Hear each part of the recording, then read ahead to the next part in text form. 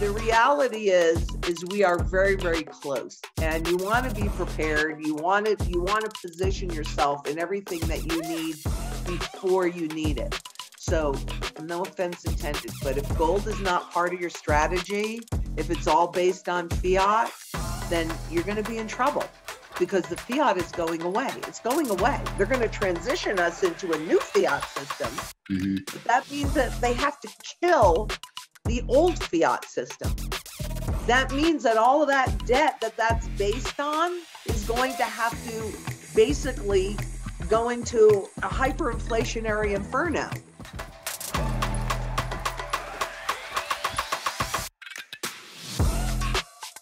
Break free from modern-day slavery. Live the freedom trinity of financial freedom,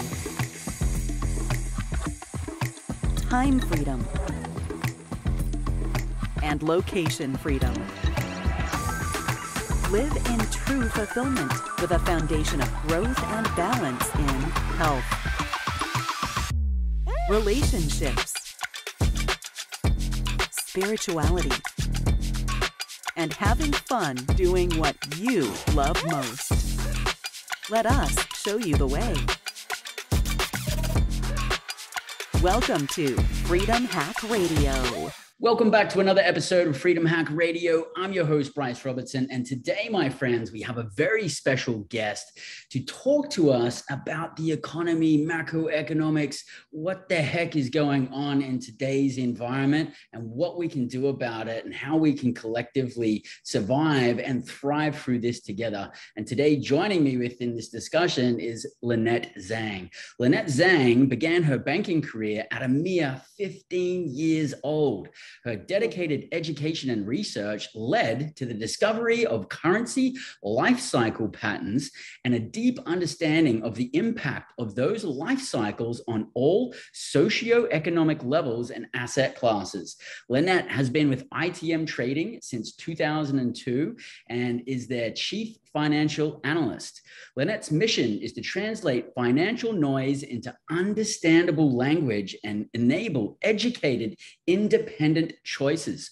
All her work is fact and evidence-based, and she shares these tools openly. She believes strongly that we need to be as independent as possible, and at the same time, we need to come together in community to survive and thrive through any financial crisis.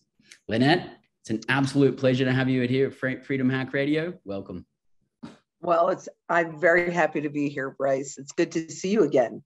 Yeah, it's great, mate. I mean, the last time we were having a discussion together was down in Miami at George Gammon's Rebel Capitalist Pro. I really just enjoyed your enthusiasm, your authenticity. Especially a lot of the topics that you talk about. It can be a bit overwhelming sometimes, but you really are truly passionate. And I'm getting tingles down my spine, reminiscing on our conversation, because you are so passionate about helping people live independently and live free. And you're a perfect example of that. Thank you. Yes, I am very passionate about that. It just, my favorite question, and I really actually hate this question, but it's my favorite one at the same time, which is, how many times can you be lied to when you do not know the truth? Yeah. I get very tired of all the lying. Yeah, absolutely. And we're going to talk about that a lot today. And to switch the energies really quickly, to begin off with, a place I always love to start. What is giving you the most gratitude today, mate? Oh, wow. Well, at the moment, I'm in my bug out house and I'm alone with my dogs, and I have an incredible view. So I'm really grateful. I'm very grateful that March 2020 happened and I was able to see the hole in my personal strategy and then able to fill it. And that's where I'm sitting right now. Yeah. So you're out at your bug out house. Mm-hmm. And why did you choose to go out there? Well, actually, we're going to be honest about it. I'm doing some redecorating in my house in Phoenix. Mm-hmm. And plus it's like over 100 degrees down there. So it's about 20, 30 degrees cooler up here. and it's very comfortable. I will still be going into Phoenix next week to film, but yeah, and I'm doing a lot of work up here because I definitely am a prepper. I mean, I see what's coming, and I've been feeling like a lot of urgency. So some things that I wasn't going to do until next year, I'm doing right now. Wow. Love to dig into that. I want to wind back the clock a little bit to start off with. Can you tell me what your childhood was like and how did that influence what you're up to these days? Wow. Well, that's a great question. I am the youngest of 7.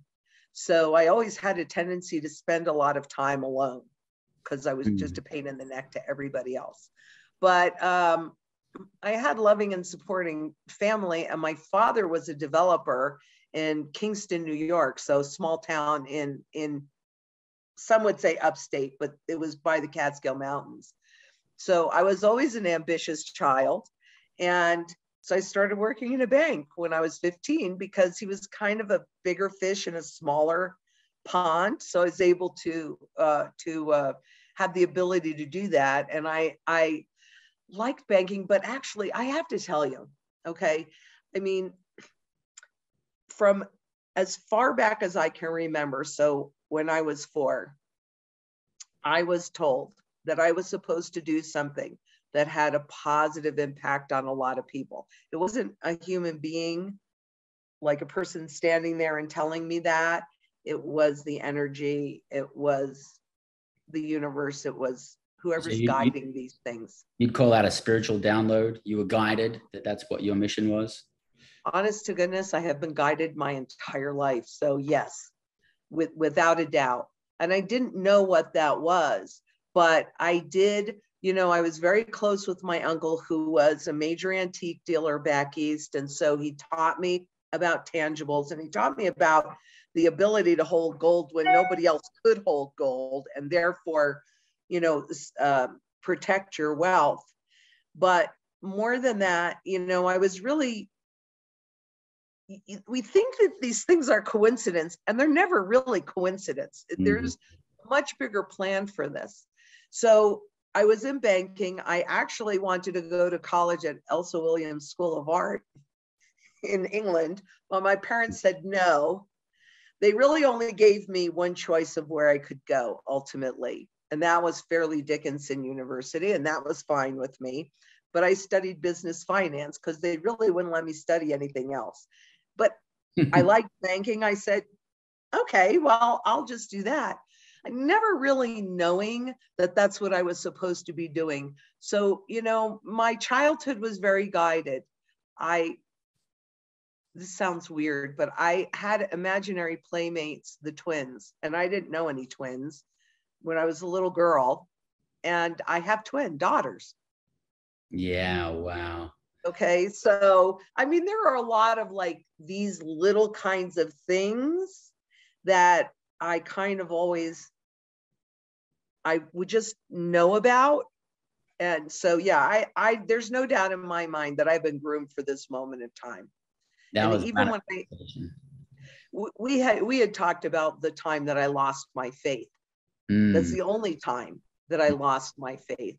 And that too was a test. I mean, we don't realize when we go through really hard things that there's a reason for them, and it's not necessarily clear. But, I would say really in my childhood and growing up, my young adulthood and my adulthood and now has all been pointing in the same direction. Yeah. This is what I was born to do. Maybe all of us get those types of potential downloads, but only some of us are actually in tune with it and picking up on it and taking action on it. And I feel it very strongly when I'm talking to you about it. And I know your mission is to help people massively live independently and bring communities together and thrive together through financial crisis. Yep. Which point in your growth and development did you realize that the system is broken? That's a good question. As a stockbroker, in the 80s, I was with Shearson, and there were things that, okay, I mean, I think that's probably part of it, because they didn't really want us to think for ourselves. They wanted us to, and you know, the Shearson, I went to Shearson because they had the best training program on the street, like a 2.5-year program. And they didn't really teach me how to read the technical language of the markets. They didn't really want me to really understand all of these different products. They really just taught me how to sell. Right. I mean, that was really what those 2.5, it was fabulous. And I appreciate it every single day, but it was really not about understanding what was happening. It was about selling what they wanted me to sell, which, as the youngest of 7 and a very independent person, never really worked well with me anyway. My mother could attest to that. But if they want me to sell something, and then I would dig into it, and I didn't like what I saw. So I think I knew that the system was broken when I became a stockbroker, not as a banker, which I did prior to that, but really more as a stockbroker.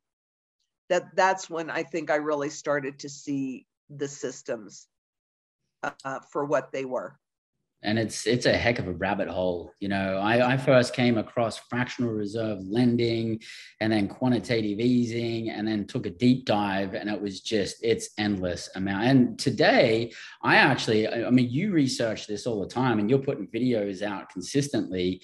And I'm finding, like, you know, maybe a few years ago, if I didn't catch up with the times for a week or two, not too much was changing. But now it's like, if you're not checking every day, major things are happening all over the place. So for our viewers that actually aren't as up to pace with what's happening with the macroeconomic environments, can you set a little bit of a foundation of the landscape, basically explaining some of the details of the house of cards that we're in right now? Sure, because it's the fractional reserve banking system is one of it, but it's the fiat money system.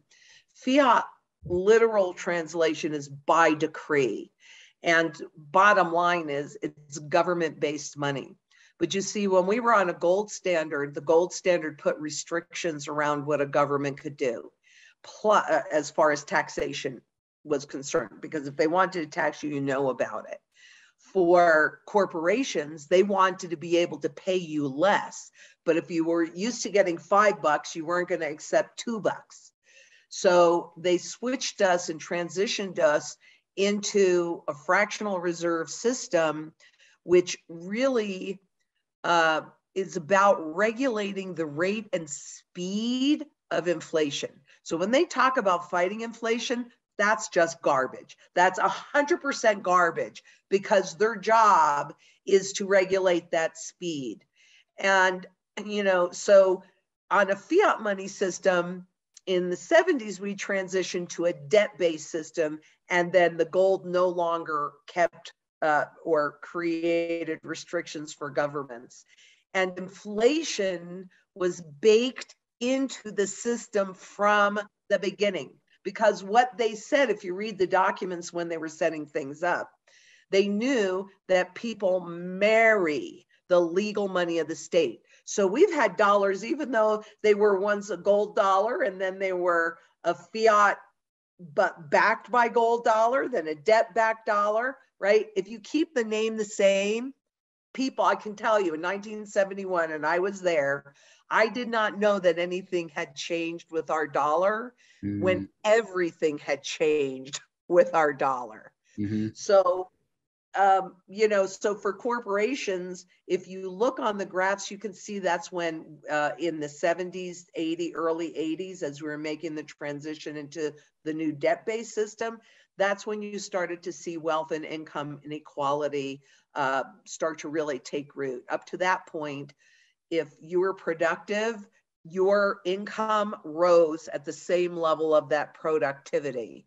But once the central banks were in full control of inflation, which is what Nixon did when he took us off the gold standard, well, then that just exploded beyond what you could imagine. I mean, to where we are today, where you have the haves that have almost everything, and all the rest of us that some of us have more than others, but there's, most of the population has not fared well in this K-shaped recovery.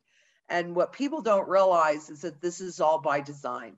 Their theories trickle down. So you give it to the top and then the bottom gets it, right? And the central banks, whoever is closest to the central bank, meaning corporations, because the Federal Reserve is neither federal nor do they hold reserve. It's a private banking cartel.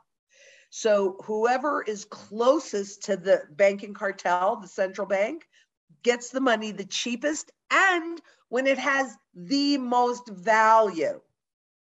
Because once it's issued, then inflation removes its value. So they really, we're at the end of this, but it's really genius. It's evil genius, but it's really genius because essentially the population has been volunteering their labor. Because I think everybody now has been hearing about how it is obvious that the increase in wages, as great as those have been lately, do not keep pace with inflation. Okay. They never have.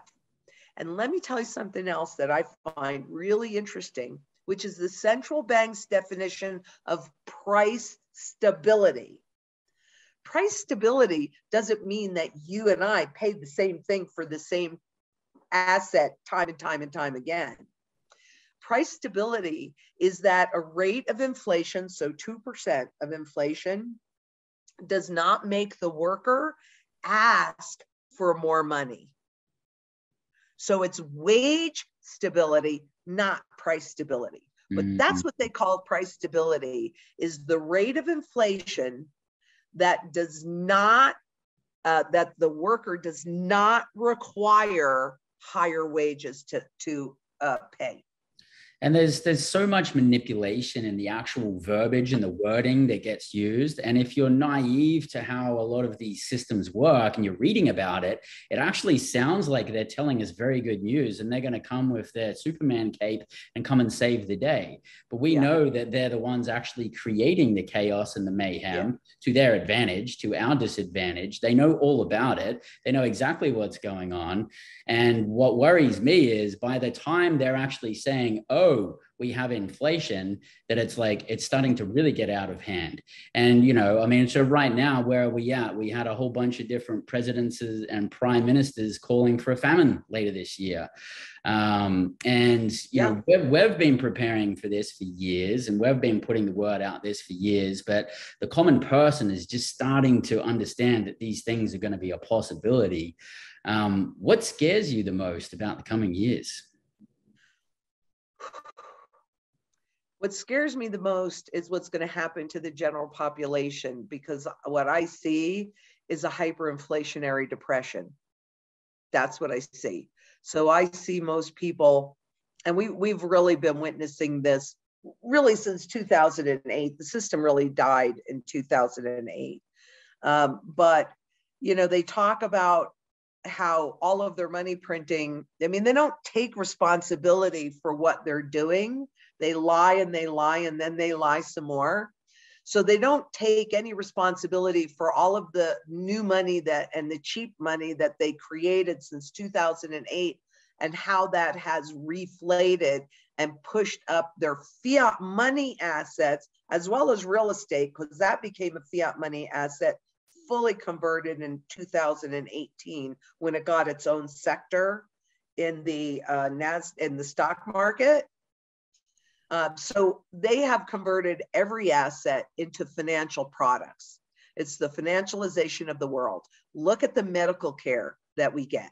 Do we have our doctors that we know by name that we can call up and go, oh, there's a problem here? No, it's all been, medical care has been financialized.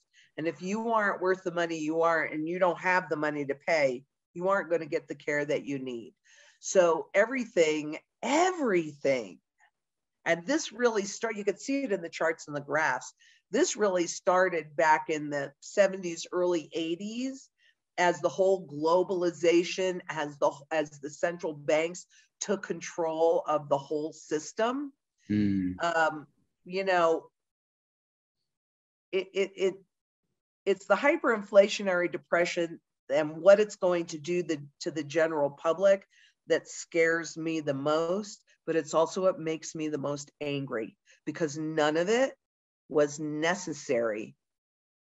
Yeah. And after all, you know, what makes a country great is a strong middle class. Do we have a middle class anymore? It's a mess. And, you know, you said that none of this was necessary.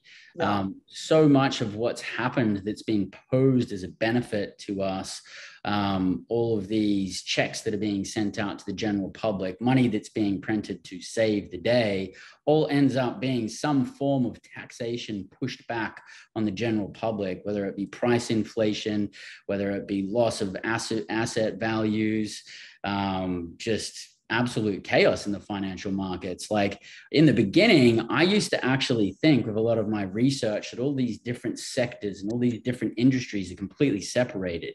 But so much of it is intertwined behind the scenes. Industries that you would think would never be connected have some kind of connection behind the scenes. So I'm kind of scared at the capacity of what's actually going to happen when things start to crumble. I'm mainly involved in the real estate sector. We're seeing real estate prices through the roof. I'm mainly mobile home parks and self-storage. Competition is really fierce out there right now. There's tons of single family homes being bought up by BlackRock, who is out there buying 20% to 50% over market, just buying people out of the market, buying lots of pieces on the monopoly board.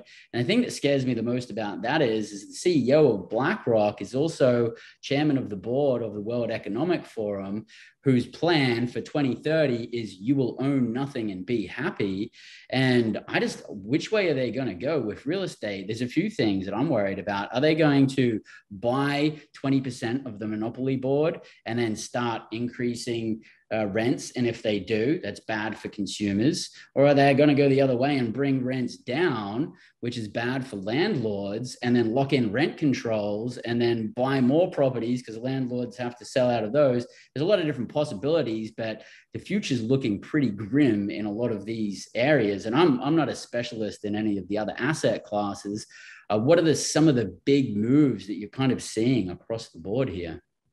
Well, I'm seeing a lot of big moves, but I have done quite a bit of studying as to what happens to real estate prices, or what happens to real estate period, during these kinds of transitions. And, you know, you made the statement about BlackRock, and BlackRock really solidified its position and took over a huge move after 2008.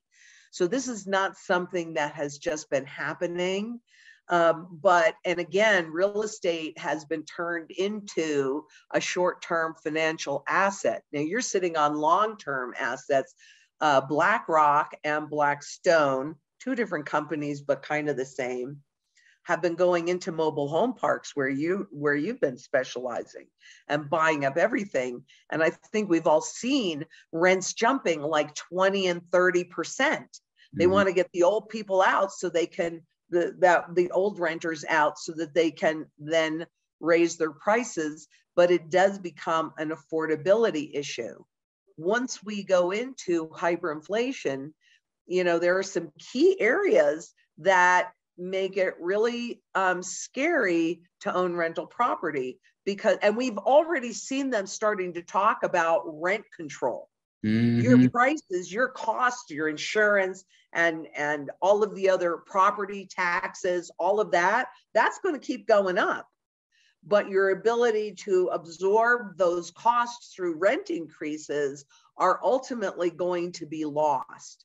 So you need to be able to, you know, I mean, we really weren't talking about strategy, but based upon repeatable patterns and the way things happen with all asset classes during these transitions, even though I can't guarantee what's going to happen tomorrow, if something's happened 100% of the time and we're doing the same thing, I mean, maybe this time will be different, but my bet is it's not going to be different.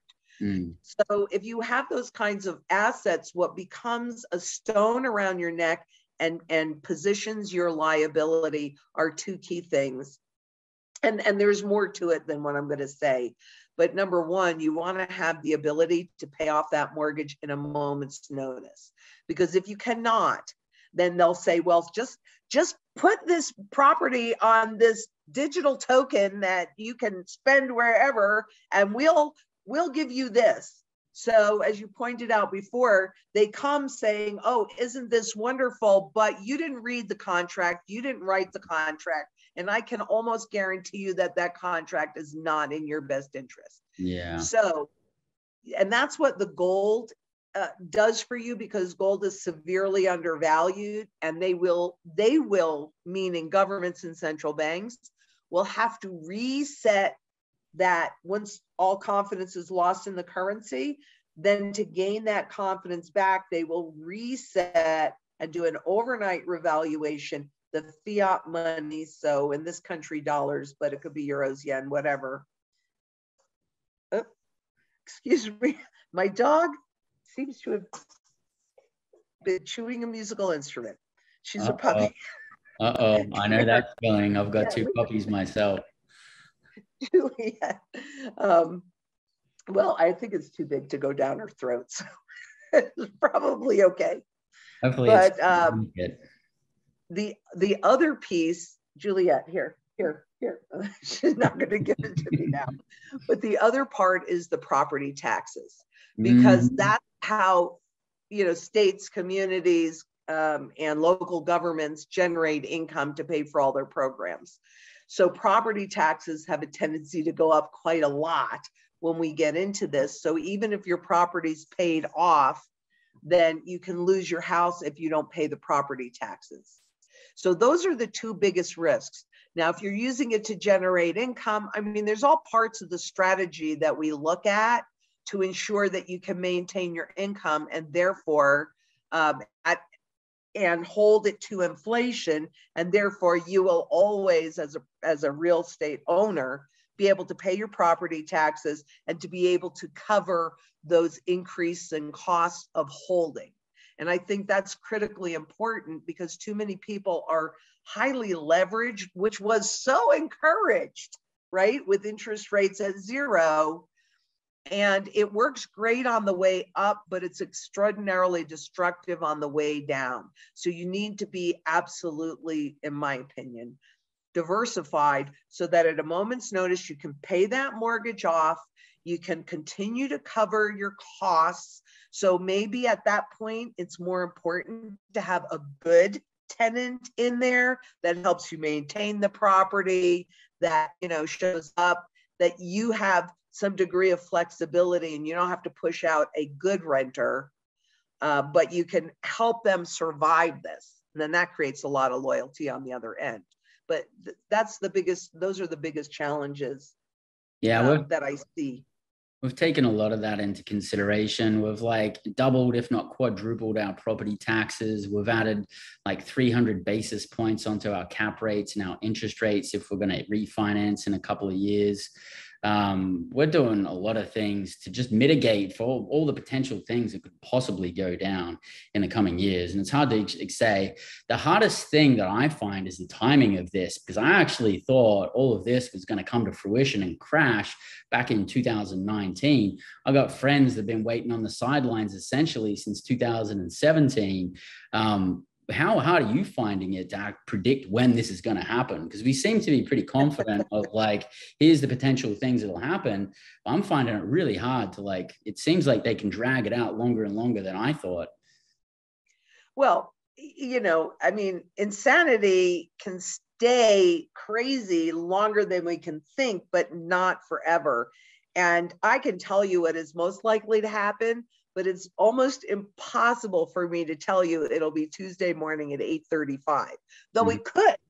Okay. So, timing is really challenging, but you can also look at different things that are going on, like the transition that we have to make coming into, this is my other security. This is one of my securities. All right. Oh, wow. It's a big puppy. But yeah, I'm sorry. It's a little, I'm a little off with all these animals. And I'm used to having people around me like Edgar and Megan, and neither one of them could come up here today. So you got me, and I have to deal with all this myself. Oh, your raw form. Love it. Well, it's real anyway. Although she keeps chewing on that. It's one of those little shaker things. So I can hear the little noise that she's making. I'm pretty sure it's destroyed by the time she finished. Can I ask you to ask me the question again? I'm sorry. Yeah, we're basically just talking about how the heck can we predict the timing. This is like a little hint, but we've got the interest rates, the LIBOR, which is the interest rate benchmark that was created in the 80s. And I don't know, magically discovered that it was being manipulated in 2008 and 9. So they had to come up. So 2012, the Bank of England said, we are not going to use that benchmark anymore. And then there were a number of central banks that rushed to put together a new benchmark. In the US, it's called SOFR. But the transition from LIBOR to SOFR originally was supposed to take place in 2020 or 2021, actually. And they ran a test of it with 80 trillion contracts shifting from one to the other. And then it went dead silent as far as what were the results of that test. But 3 weeks later, they postponed it to 2023. So could they postpone it again? There is that possibility, but I don't think that is likely because it really undermines their credibility. Here's the problem.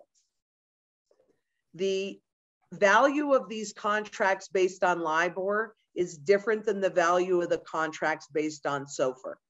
And there are, last time I counted, 610 trillion, which dwarfs the global GDP, of these contracts that need to transition from this benchmark to this benchmark. Can they do it? Personally, I don't think they can.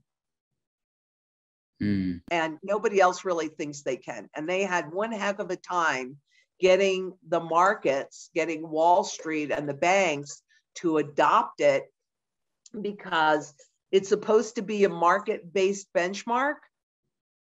And it kind of is, except that they eliminate a whole bunch of bonds in there, interest rate moving items like bonds that don't count in there. So it's not a good benchmark. So I think that could tip us over. You easily. think that could be one of the big indicators, like, that transition? Yeah, because I don't think they can do it. They've never done it before, ever, historically. And I don't think they can do it now. So I think that alone could, and that's coming up. That's why, to me, 2022 is rather a pivotal year. Stop it. Oy, oy, oy. All these little beads. Oh, that's going to be fun. You don't want to see what she's done. I can only imagine. My dog comes in while I'm recording podcasts sometimes, and I've had him do like a number 2 in the corner, and I'm like, I've got 10, 15 minutes left. I'm like, you got to be kidding me, buddy. But I can't say anything. I've got to keep rolling. It is the way it is. But I love dogs. They're great. She's crunching loudly, so it's hard for me to ignore her. Yeah. So that transition could be like a very huge indicator of something happening. When that happens, like, how long do you think we have when one of these huge indicators kicks in until, it's time to like duck for shelter, pretty much? Let me put it this way. Things that I was not planning on doing till next year, I'm doing them this year. I think we've got a major crisis in the offing. And so I think that we could see something sometime in 2023. I don't think it'll take too, it's hard to say, because the guys that create these derivative monsters that have to transition them, the reality is we are very, very close, and you want to be prepared. You want to position yourself in everything that you need before you need it. So no offense intended, but if gold is not part of your strategy, If it's all based on fiat, then you're going to be in trouble because the fiat is going away. It's going away. They're going to transition us into a new fiat system, but that means that they have to kill the old fiat system. That means that all of that debt that's based on is going to have to basically go into a hyperinflationary inferno. Do you think that there's a point when that happens, when we're changing from our current US dollar to probably a new digital, CBDC? Yeah, centrally controlled currency that we don't want, but it seems like it's probably going to be inevitable in most of the Western countries because they're all doing the same thing and working on the same plan. Do you think when that transition happens, a lot of the debt that exists is going to disappear and get wiped away? Or are we going to be left with picking up the pieces, the general public? Oh, we're going to be totally left with picking up the pieces because the debt isn't just going to evaporate. If somebody owes you money, are you just going to go, and they're not your children, are you just going to go, yeah, okay, I worked hard for that. I gave that to you, but yeah, I don't care. No, it will be repaid with, and this is part of what we were talking about with the strategy. This debt is going to be repaid with dollars in this country that have absolutely zero value because there's not much value left in there now. And here's the other part of it. We're already in the transition. This is not something that's new. We really started the transition back in 2008 because that's really when the system died. And the only thing that made it appear like there was any value to it was all of that money printing. And all of that money printing, while the central banks like to say they didn't cause the inflation, which is absolute garbage, beyond belief garbage, what it did was it inflated all of these other assets. And so a lot of people got priced out of the markets, right? We were talking about before. That's getting worse because Blackstone or BlackRock or any of these corporate raiders, they're not working with their own money that they work for.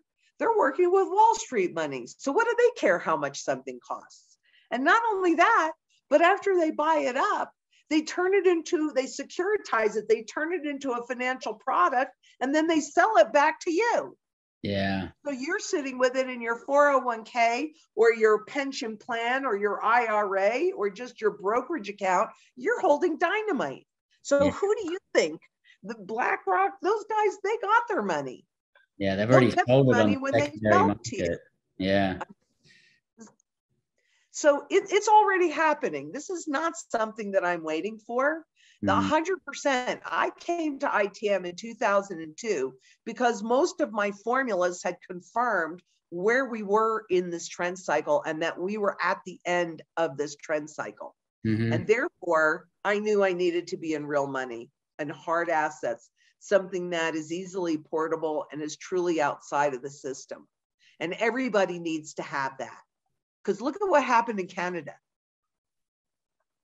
when they didn't like what the truckers were saying or doing. You were cut off. Yeah. If you had some gold or silver, you still would have been able to convert it into the local currency and buy food for your family. And even, dare I say it, pay your bills.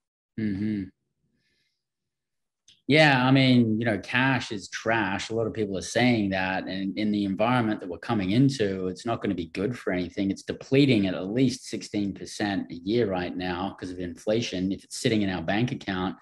And, looking at the price increases that are happening, it may not even make sense to buy anything in the near future or, the concerns of even being able to get anything. Because there's so many supply chain disruptions. But, gold and silver gives us a lot more flexibility, gives us a lot more bartering power. And do you think that there's like a huge lag between asset prices dropping, inflation going through the roof, and then gold and silver picking up in value? Oh, 100%.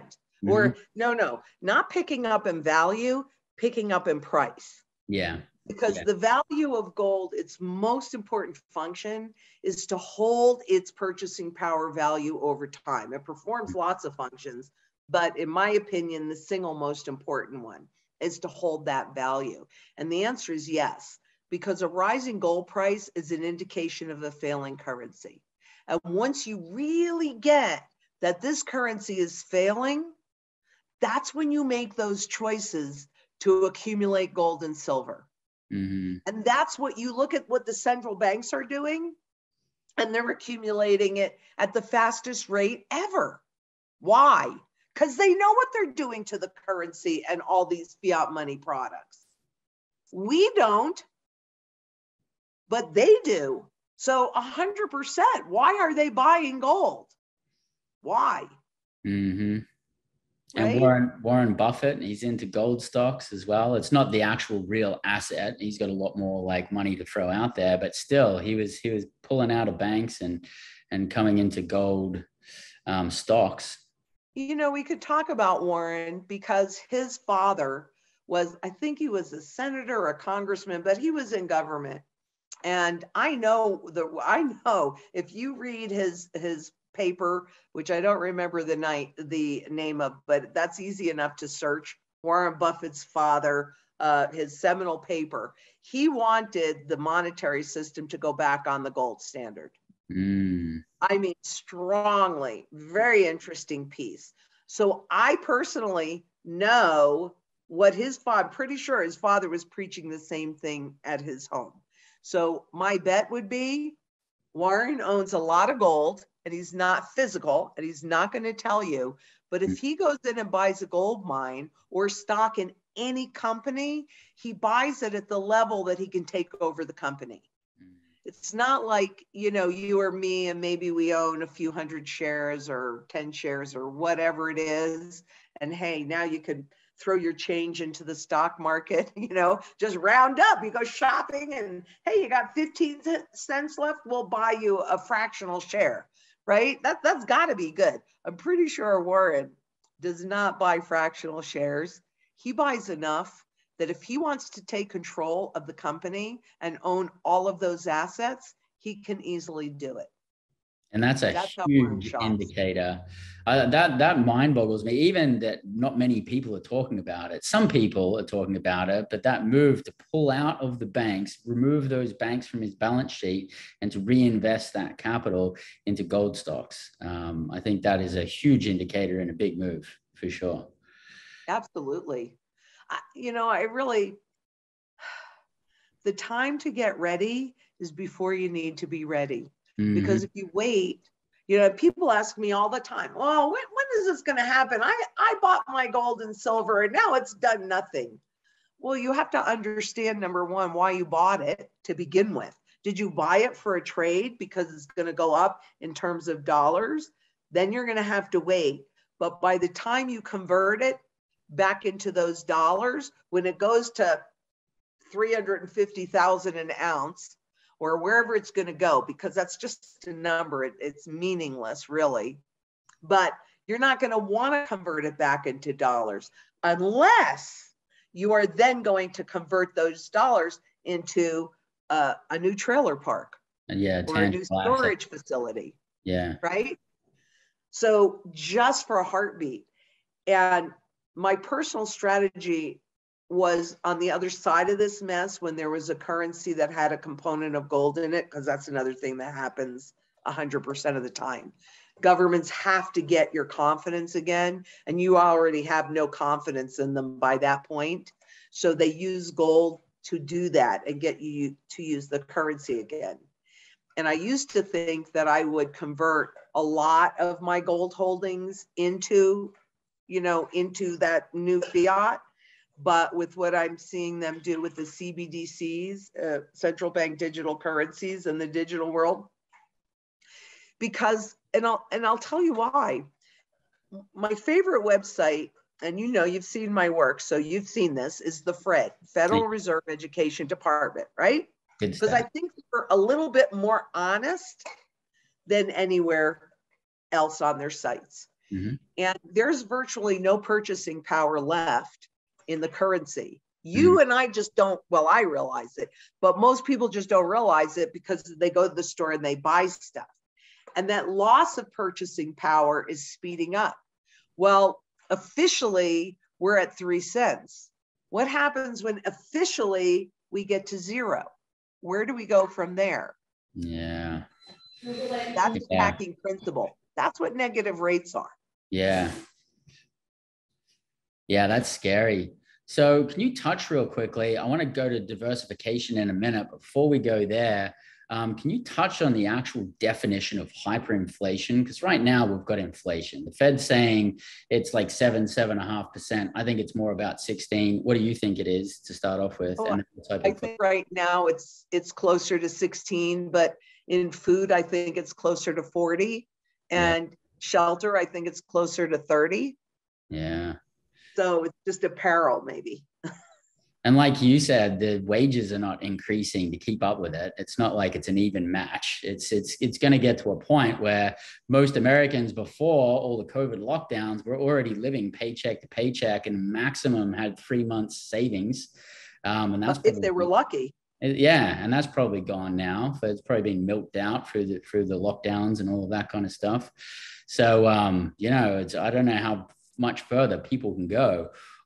Technically, when are we in hyperinflation? Well, the official number is 50% inflation. Okay. Gets us to hyperinflation. But how much pain do you think you're going to feel all the way up there? Yeah. Yeah. And the retail numbers came out today, and they're saying how great, you know, the public is still shopping. You know, they're not seeming to be impacted by inflation. And I think that's a whole lot of garbage too. Yeah. You know, it looks good because they're paying these inflated prices, but how are they paying those inflated prices? They're either going through what little bit of savings they have left, or they're putting it on credit cards, on credit. Yeah. You know, that's not sustainable. That's not sustainable. Yeah. Try and keep up with 50% price inflation while you're paying it back at 25% interest. It's just, so I'd say that's hyperinflation right there, wouldn't you? It is, isn't it? It is. Yeah. And it's like exponential growth too. I mean, it's already starting to happen quickly, and the further we progress along, quicker it's going to happen, the deeper we're going to get real quick, kind of like quicksand. Exactly. Yeah. So what would you say is good diversification? How do you diversify? You know, what could the average person look at as being a decently diversified portfolio for currently where we are in our economic cycles and where you believe we're going? That's probably not a great question to ask me, because I understand too much about what's going on. So I personally do not, nor have I for a while now, own any stocks or bonds or annuities or mutual funds or ETFs or any of that garbage, because I actually understand what they are. They're not real. I can't, pardon? They're not real. No, they're not real. So the way that I have personally diversified is food, water, energy, security, barterability. So I mostly like silver for that, but there is some barterable gold for tax purposes. Wealth preservation, that's where I go into the collectible coins. I'm not a big fan of bullion, because I believe there's going to be an overt confiscation, because our whole lives have been doing covert confiscation through inflation and price suppression. Community, which is arguably, I think, the most important diversifier that everybody needs to do, because not everybody has every single skill set they need to have a reasonable standard of living.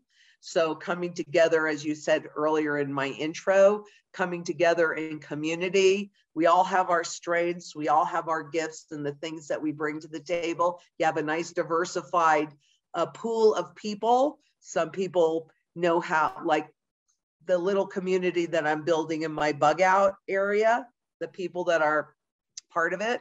I have farmers, I have teachers, I have doctors, I have army guys, you know, sharpshooter security guys.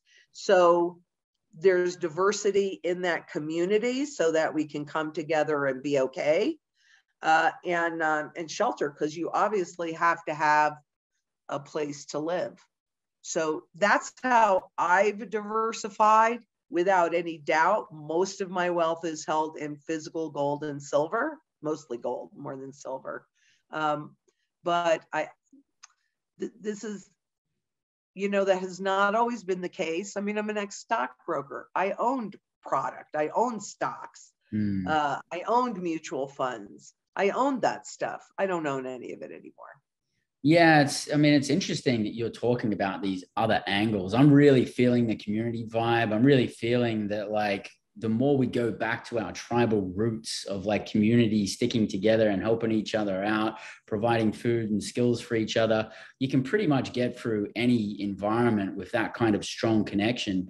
And I think if we had really strong connections like that, or the markets that did have strong connections like that survived a lot more of these COVID shutdowns and will survive more of what's coming. And it's an opportunity for us to just kind of like forget the noise that's in front of us. There's so much social media and all of this nonsensical fake stuff and metaverse and everything isn't even real. And yeah, you don't own anything and you're going to be happy. But guess what? Somebody's going to own all this stuff and you're going to have to rent. Yeah. Yeah. And they'll actually be pretty happy about that. But yeah, it's, pulling together communities and actually reaching out and doing weird things like getting to know your neighbors and getting to know people. What a concept. Yeah, I'm really feeling that. And I'm just feeling that's super important to pull together. So you want to go back through that list again? You were talking about food, water, energy, security, barterability, wealth preservation, community, and shelter. Yeah, wow. Awesome. Because if we were just talking about financial assets, they're only going to get us so far. Like you have a strong barterability piece that might be able to get you through, but we may not be able to go to the grocery store or go to the department store and get all the things that we need at that time. We're going to have to improvise, right? Potentially. Yes, exactly. Look, I could tell you, I just ordered 10 cases of toilet paper yesterday. Mm-hmm. Yeah. And I know based off our previous conversations that you're ready for 10 years, right? Is that about where you're at? You're ready to be able to survive independently and in your community for 10 years without the need of reaching out and filling in the pieces. I think anybody who's prepared themselves for 2 years is in a much better position than most other people. But 10 years, I mean, I think that's going to weather just about any storm. And this not is all a big one. This isn't just like the 70s where we were transitioning from because the gold backing had pretty much, we had already reneged on that, right? So this was a transition, definitely, but this one is more like a revolution because we are going into the digital age. No doubt about that. What we don't know yet is who's going to actually be there on the other side of this. So there's really a battle royale that's going on between, central banks and governments and their CBDCs to remain in control of the monetary system and these private crypto assets. But governments do not like competition. Mm-hmm. So that's why they've suppressed the price of gold and silver. But at the end of the day, because people say to me all the time, oh, well, can they do this forever? They can do it until it benefits them not to do it. And that will be when all confidence in them is lost. And there's not much there left now. Mm-hmm. Yeah. And that's also when you will see the hyperinflation kick into big gear, because I could be wrong. I don't think I am, because I'm generally not wrong about these kinds of things because I'm guided. Mm-hmm. But I think we've already begun it, the entry to the hyperinflationary stage. Yeah. I don't think this inflation is temporary. I don't think it's going to go down, really. I think they may make it look like it goes down a little bit. But I think that there's going to be some really hard realities for most people, unfortunately. Yeah, I think we're definitely at the point of no return. Just seeing the madness of what's happening, it's just like, this has to happen. It has to come to fruition. And part of me just wants it to just happen now so it can be done. But it's also good to let people that aren't prepared have a little bit more time to get their shit together so they can actually do something, because even the average common person who was thinking everything was sunshine and lollipops 1-2 years ago is starting to go, wait up a minute here. This is not looking too good. I'm filling up my gas tank and it's costing over $100. This is not a good scenario, and it's not getting any better. So we've talked about gold, silver, we've talked about communities and water. Dare I say that you have any interest in cryptocurrencies? Not yet. Not yet? People think that I know, people that are really into cryptos, they think that I know nothing because they made a lot of money, right? And so therefore, but I've been watching Bitcoin. I don't think it was a coincidence that it came out in January of 2009, and we started QE in March of 2009, and that it looks really similar to the NSA white paper from 1996. So I definitely do pay attention, and I can see, the underlying blockchain having some benefits. I can see cryptocurrencies having some benefits, but I have yet to find one person even that can give me more than one utility of a cryptocurrency. We're not talking blockchain, we're talking cryptocurrencies, because they've just become a trading vehicle for Wall Street. And I do think that anybody thinks that they're outside of the system, well, they need to just turn on Bloomberg or CNBC, and they'll see how not outside of the system they really are. So I have a great deal of interest in them. I pay attention to them quite a bit. I don't talk about it quite a bit for different reasons. But no, I don't know who's going to survive yet. What I do know is my gold will survive, because that's withstood the test of time. Cryptocurrencies are in their infancy. Or maybe their toddlerhood. Yeah, and there's a lot of question marks there. I'm actually heavily invested in Bitcoin mining, and on the operations sides, we've been running quite a few funds. We've got some more coming up soon. We're very bullish on that, but I can't say we really know what's happening with cryptocurrencies long term. It seems to be like a good short term play, at least for the near future. But yeah, I think cryptocurrencies have a lot of potentiality, a lot of question marks too. And like you referenced before, there's probably a lot of studs that think they're the next best thing because they've made some money in crypto. But there's a lot of volatility to it as well.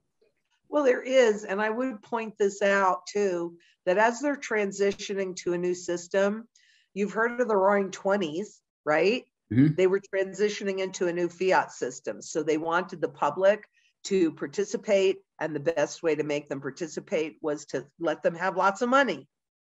And you've heard of the greedy 80s, right? After 1971, as we were in, transitioning into a pure debt-based system, greed is good, right? And so we had that whole period. Now we've done the same thing with cryptocurrencies. So I'm looking at it not as something new and novel, but as something that is a typical pattern. Yeah. So much of this is patterns. I actually read a book by Harry Dent called 0 Hour, and he's talking about like 17 different cycles that are around about crossing over right now: real estate cycles, stock market cycles, revolutionary cycles. And then interestingly, I went and researched, and I found out that a lot of astrological cycles are tied up with these same different cycles. Isn't that interesting? I found that really interesting. But so this is where we can actually kind of predict, like, these things that are happening are meant to be happening. They're supposed to be happening. It's almost like saying that the economy's got a flu and it needs to detox itself and snot everything out and get rid of it. And then there's health and prosperity and goodness on the other side of it. But we have to make it through this tunnel, right? Well, and we have to come together as a bigger, broader community, because I can guarantee you very few things, but this one I can guarantee you for sure. If we allow the people that got us into this mess to remain in power after this mess, after everything has been wiped out, then we're just starting that cycle again. So I think that we have an opportunity, and we don't need everybody to get it, We need maybe 3-4% of the population to get what's happening and say, no, that's not okay with me. I mean, do you really want the Federal Reserve to have the flippant ability? You're not spending enough money. Push a button, you watch your principal just go down like that. You're not spending any money. Yeah. So what are you going to do? That gives them absolute direct access to control you 100% if everything you have is inside of this system. That is not okay with me. No, not at all. That's a very scary concept to even wrap our heads around. And we're closer to that potentially than a lot of us actually think. And look at China's really showing the world how to control a population, aren't they? Yeah. And that's what they do. They test different areas, you know, and they do it in countries so people can go, oh, well, that's over there. That could never happen here, when it actually is happening here. Yeah. Maybe not as overtly, but we were all locked in our houses for a very long time. The other thing I know, because I'm from Australia and I've traveled all over the world and lived in different countries, America typically plays news that relates to America. And if there's any international news that gets played on mainstream media, it's what America is doing in relation to that country. They're not actually talking about Poland's having a bank run right now, or they're not talking about Venezuela or Argentina or any of that stuff that would actually give us some hints and clues that a lot of what could happen here is already happening or has happened in other places. But going back to your previous comment about, 3-4% of leaders stepping up, I'm feeling that's already happening too. And there's people already stepping out to say, hey, let's teach people about financial freedom, because schools aren't teaching us that. They're teaching you how to be an employee. And I'm seeing a lot of people lose faith in the medical system. There's probably going to be tons of doctors that are going to bail out of that system and create a more rational system that actually is based around health and not a business around, the pharmaceuticals and everything like that.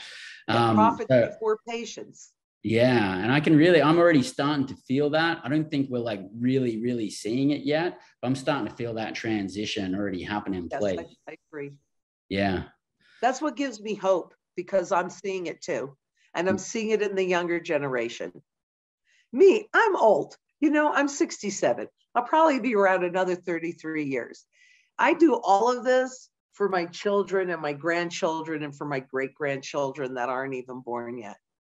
For everybody's grandchildren and great-grandchildren. Because I would like to think that we can leave a world to them where they can dream and they can make those dreams come true. And what the powers that be want, they don't dream. Just do what we say and just follow. This is the sharing economy. You don't need to own anything. We're going to share a little bit with you, but we're going to charge you for it. It seems to me like those that are in power want us to go back to feudal times, where you have one person that owns like everything around them and they can charge as much rent as possible. That's not okay. That's not the future that I want to see for my children, my grandchildren, my great-grandchildren, and on down the line, all the generations to come. Yeah. We're here for a reason, Lynette. We were born at the time we were meant to be born. We're here for a reason. We're having this conversation for a reason, because we're meant to make a difference. 100%. That's what I was told when I was 4. I know it sounds weird, but and I've been told things throughout my life, and it's amazing when I'm sitting there working and weird things will just pop up. Like I wasn't even looking for that. It was like, holy crap, So we're making a difference, and it's a good thing. Excellent. I really appreciate all the work that you're doing.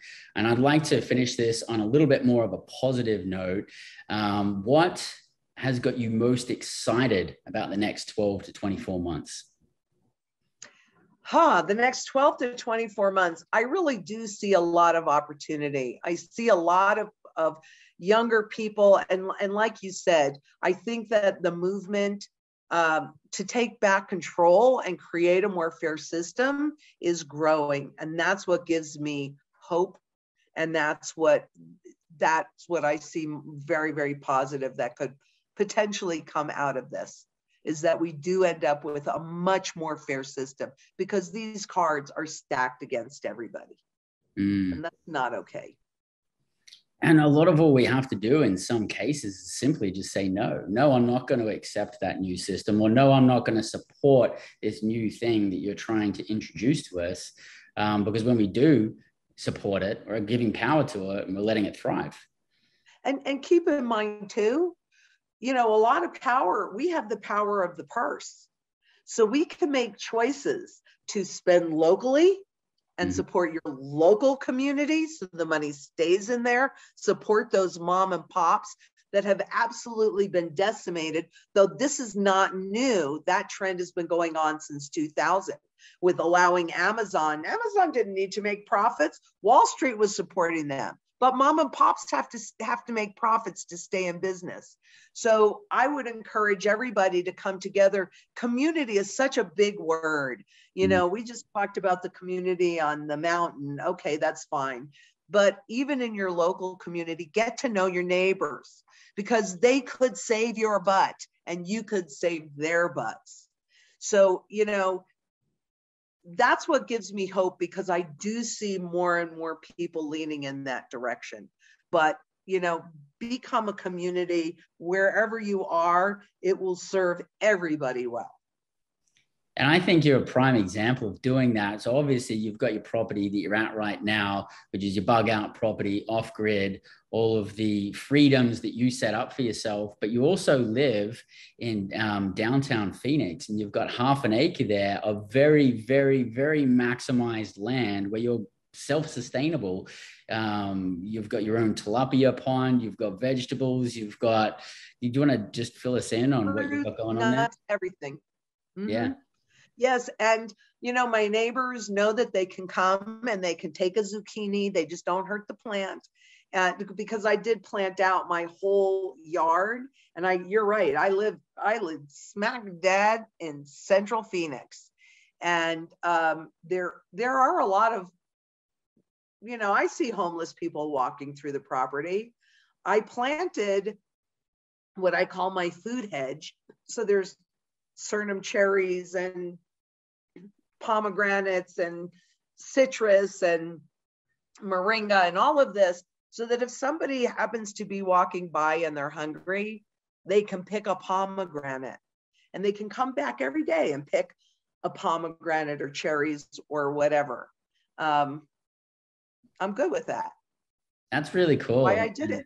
And I think it's very intuitive, and it's a good reminder that no matter what our circumstances, there's probably more than we can do right now with the resources that we have. Grow more plants, get a little bit more water, get a little bit more food, reach out to your neighbors, join your local CSA and get some vegetables from your farm, support your local farms, because a lot of farms being shut down too.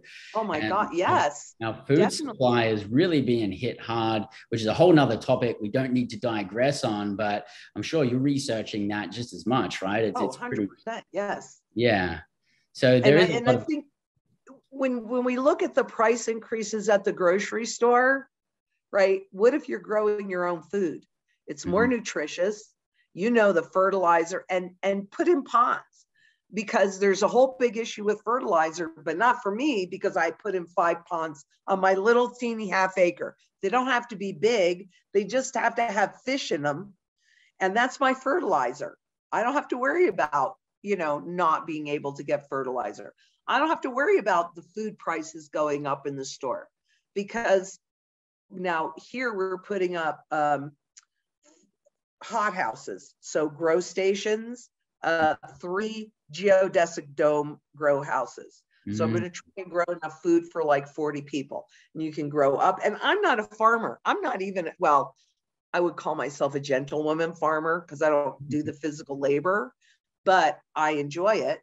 And, but yeah, grow your own food. If that's all you did, even if you're in a condo, you can have an aquaponic system with a little fish tank, a little 10-gallon fish tank with some goldfish in it on the bottom, on just a regular little shelf that you can get at any I kind of like Ace because they're locally owned, but you can get that at any box store. If you have room for that shelf, then you can put plants up there and have the water funnel down, and you can at least grow some of your food.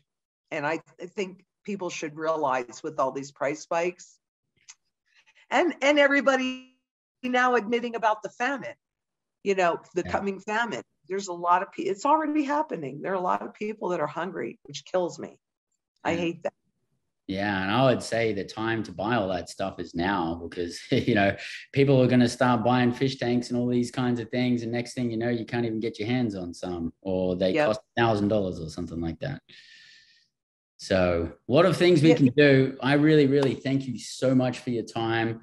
How do all our freedom hackers out there keep the conversation going with you? Well, I have a pretty big presence on YouTube, so you can either Google my name or search my name rather, Lynette Zang, or ITM Trading. We are a full service physical gold and silver dealer. So unless you do this inside of an IRA, I mean, honestly, if you don't hold it, you don't own it. We ship the metals directly to you, and I think you need to accumulate. We also started a new channel called Beyond Gold and Silver, which talks about all the other parts of the mantra. So the food, water, energy, security, barterability, community, and shelter. So we're really working on being, creating this huge library for people at whatever level they're starting on. So you could just BGS, Beyond Gold and Silver. We have a YouTube channel and a site now. Beyond Gold and Silver. That's awesome. Love it. Make sure you tap into these resources, guys. Check out all of the wonders that Lynette Zang actually provides. She puts a lot of research into the information that she puts out there, and she's actually literally doing the things that she's sharing with you as well. So she's a prime example. Thank you so much for being authentic. Thank you so much for being you and going against the grain, because I know a lot of what we've spoken about can be shunned upon, and we have to wear that on our sleeves. And you're a very courageous woman. Thank you very much for all that you've shared with us today. Oh, it's my pleasure. And thank you so much for having me on. And I hope to see you again. Absolutely. Any final words? Just be good to each other, because we need all the kindness that we can, and accumulate what you need to have and sustain a reasonable standard of living, but create that community. Beautiful. Well, thank you very much, Lynette. It's been an absolute pleasure for all of our freedom hackers. Until next week, I'm your host, Bryce Robertson. Live large and live free. G'day, this is Bryce Robertson. I'm your host here at Freedom Hack Radio, and I truly, truly hope that you got a ton of value out of the episode that we just shared with you. And if you did, make sure to subscribe on your YouTube channel. Make sure to subscribe to your favorite podcasting platform. Hit the notification button so you can find out about the next episodes as they come out. Because if you haven't achieved financial time and location freedom, you really need to be dialed in here. So make sure to subscribe and follow us along as you grow on your path to financial, time, and location freedom here at Freedom Hack Radio.